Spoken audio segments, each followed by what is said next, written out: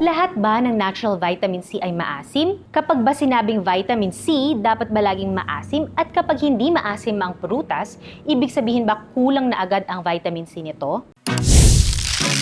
Hi, I'm Dr. Anna and welcome to Pinasustansya. Ang totoo, hindi lahat ng pagkain may vitamin C ay maasim.